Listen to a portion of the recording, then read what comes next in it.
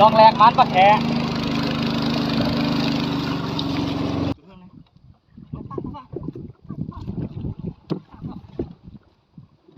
ผมมีปลาแขนำเนาะ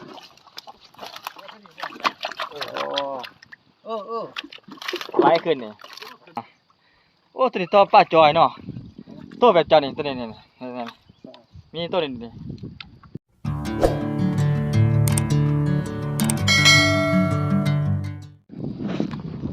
โอ้ป้าเพิ่นนี่เนาะ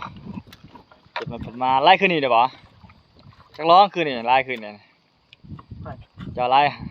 อุ้ยไม่ชินับได้ไล่ลองเต็มเนาะโอ้ตัวนี้ตัวปลาจอยเนาะตัวแบบจอยนี่ตัวนี้นี่มีตัวนี้นี่มันจอยนี่ตัวนี้พี่แล้วตัวนี้3ตัวนี่บ่นี่ใช่ที่ขึ้นที่มานเนาะโอ้การใส่เป็นมานหมดเลยสมมติสิเปลี่ยนเสียว่าจะเอาเมื่อโอ้ประตูกออกแห้งเลย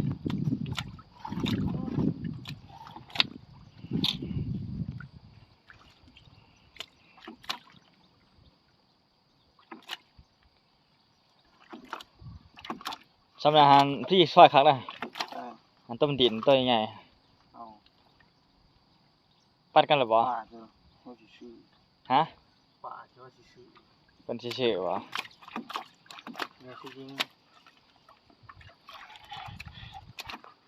โลเท่าไรโลละแสนบ่ป้าเนี่ยกระหลอดจักโตเนี่ยกระหลอดกระหลอดพกนี่ซ้ายเป็นเก่าอันเนาะ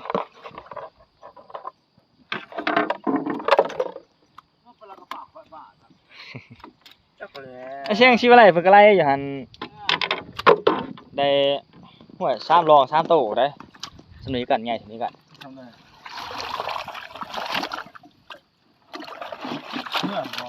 ยังอยู่ลุมบ่มีปลาแขนำเนาะ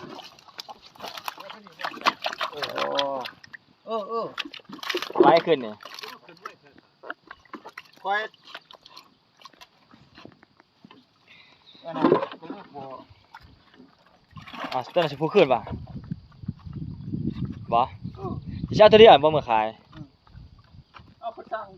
วันตัวเดียว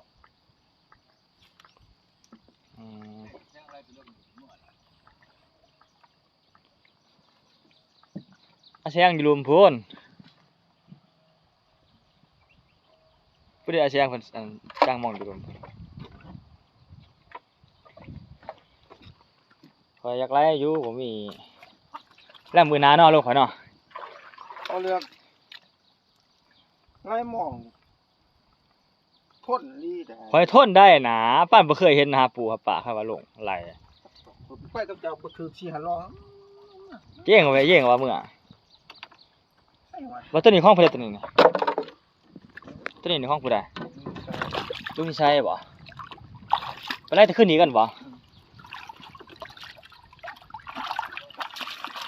น่ะนี่แต่กูมันมาอันนี้มีปลาปากน้ำนี่เรือปลาโจกเนาะอันนี้เนี่ยปลาเพาะอันนี้นี่ปลาเพาะนี่เพิ่นบ่ของผู้ชายหันปลาย่างอันนั้นปลาย่างอยู่ตัวขี้แดงๆนี่ปลาเพาะขี้แดงนี่ปลาเพาะอันนี้นี่สินี่ขี้แดงนี่ขี้ขาวๆจนขาวๆเรื่องหันอยากขายคือลูกผู้ช่วยบ่แม่นดอกใช่บ่ลูกผู้ช่วยปลาย่างนะปลาย่างปลาย่างกับปลาเพาะนี่จะคล้ายกันแต่ว่าต่างแต่ขี้เด้อขี้แดงกับขี้เหลืองขี้ขาวไล่มองพี่น้องเอ้ยใช่มันไหวทุกคน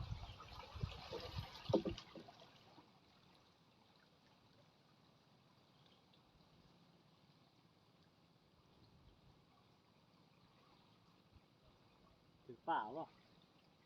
ไล่ลงไป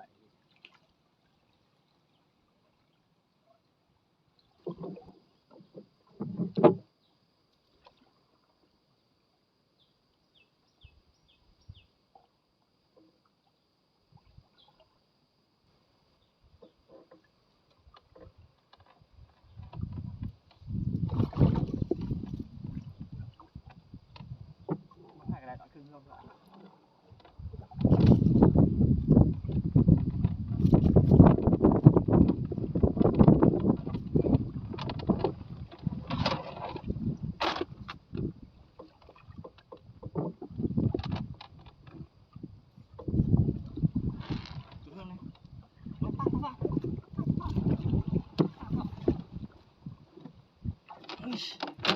ลาแคะปลาแคะ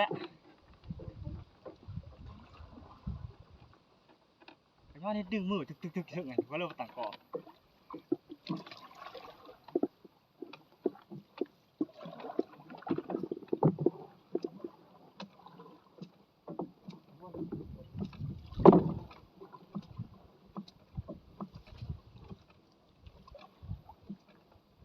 มีทุกคนแท้โอ้เบิกใหม่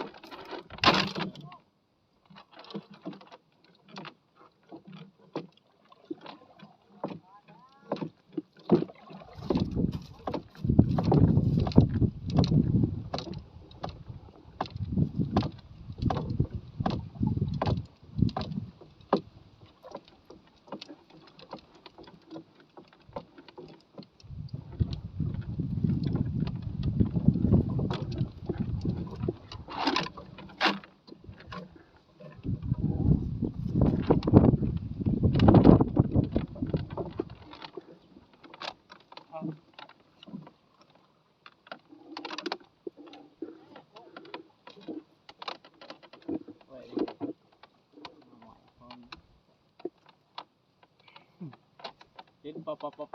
ปไม่ใช่เนาะตัวไปกัน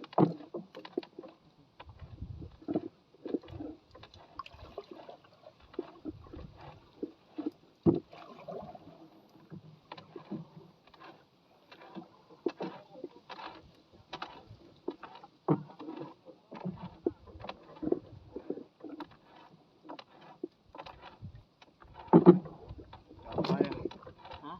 เดี๋ยวเขา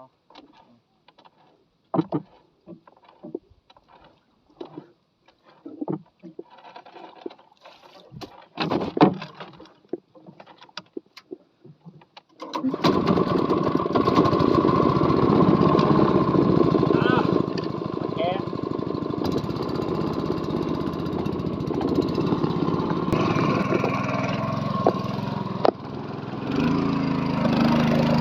ลองแรงมันปะแคะนี่พี่น้องเลยเห็นแล้วมาแล้ววันนี้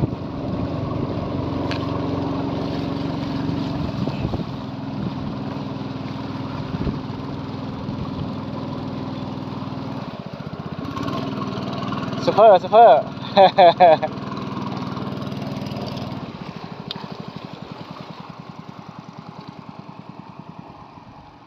ะได้ถือวะ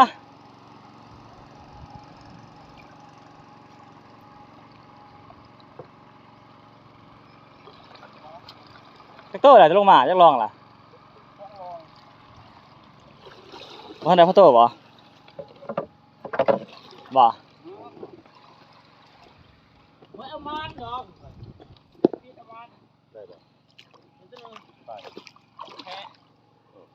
เบิ่งเพิ่งป้ามันก่อนโอ้ปลาย่างนี่เด้ซ้ายของแผน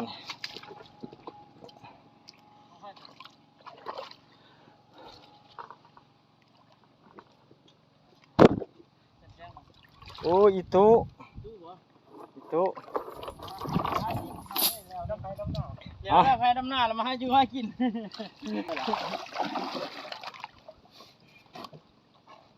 โอ้เสียเขาเนี่ยเพราะว่าจะเจ็บแมวแล้วอย่ามันละโหดบ่มันละแห้งก้มนี่นี่ค้อนกับนี่แม่นบ่นี่ได้ว่ามันเวงมันเดี๋ยวกูท่านจะไม่มันผูไปประจันใหญ่เว้ยลองแรงแหกม้านเพียงเลยบาดติบิดม้านก่อนตัวหนึ่งโอเค แขพี่น้องเอ้ยบ่ใหญ่ กันปัดปีกับคุยเนาะ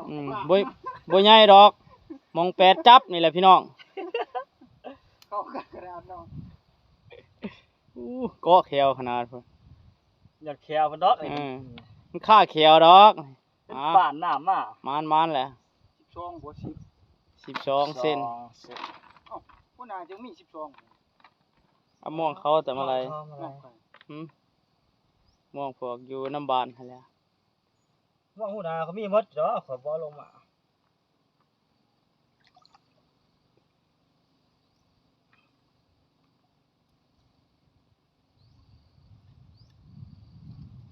นี่ตัวเหล็กหักมันฮะ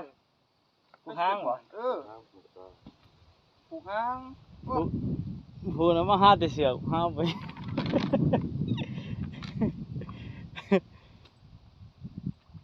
ผู้ห้างอยู่บ่ ช่างสิบ่อยู่ภาพสิลูกนี่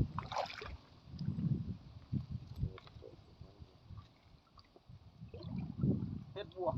ของยักษ์คืออันนี้คือเหนียว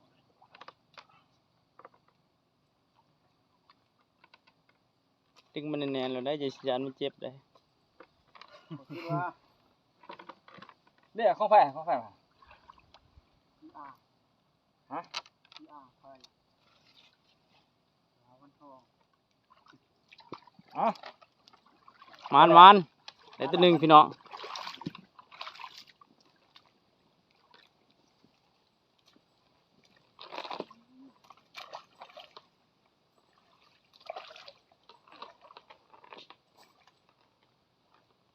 พุ่นอะไรลงมองไรมองใหม่พี่น้องเอ้ยพุ่นมอง3ชั้นพุ่นได้โอ้พุ่นมานขนาดมานที่ขี้เหอะพุ่นขี้เหอะนี่พอได้สร้างอยู่พี่น้องเอ้ยพุ่นพี่เลือกอันนี้ก็หัวหน้าใหญ่เพิ่นได้นี่วิศการเด้ที่แถวทั้งทานี่มีแต่เพิ่นได้ขู่ครองเบิดนี่วิศการเพิ่นนี่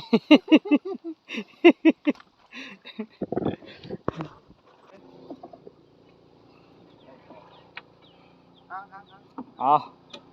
ตอนนี้ทีมงานก็เริ่มสิตกหมองออกไปล่ะเพิ่นมอง2ชั้นได้เพิ่น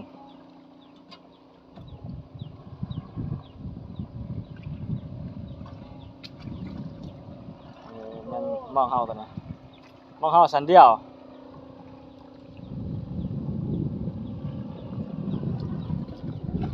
วันนี้พาพี่น้องมาหากินพี่น้องเอ้ยหาอะไรตรงไรมองหากินตามธรรมชาตินี่แหละ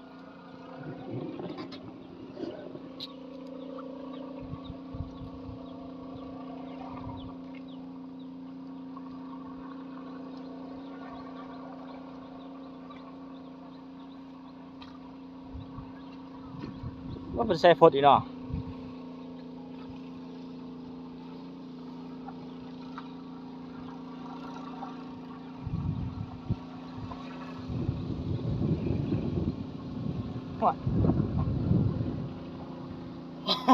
คือชอบเลยว่าปกเป็ก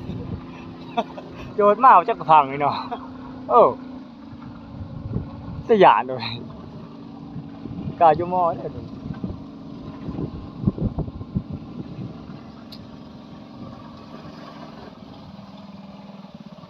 ทีมงานหาอยู่หากินเฮา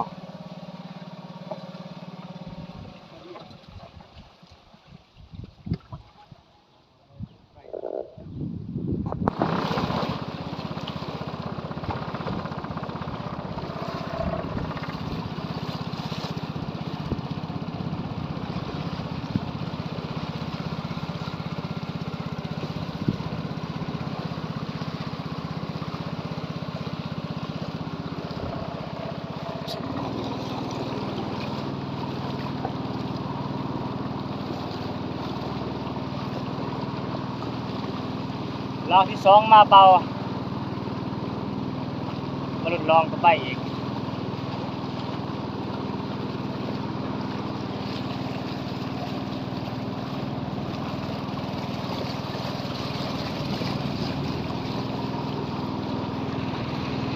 พี่น้องเอ้ยไล่ป้ามื้อนี้มานปลาแขมานปลาแขใหญ่ จิ้มเห็น แค่น้อยพี่น้องเอ้ย เว้ยว่าแค่ท ปลาแขพี่น้องเอาให้เจ้าเพิ่นมากินมื้อนี้ แล้วหมอก10เซน12เซนมานปลาแขตัวหนึงเอามื้อหน้าจะลงใหม่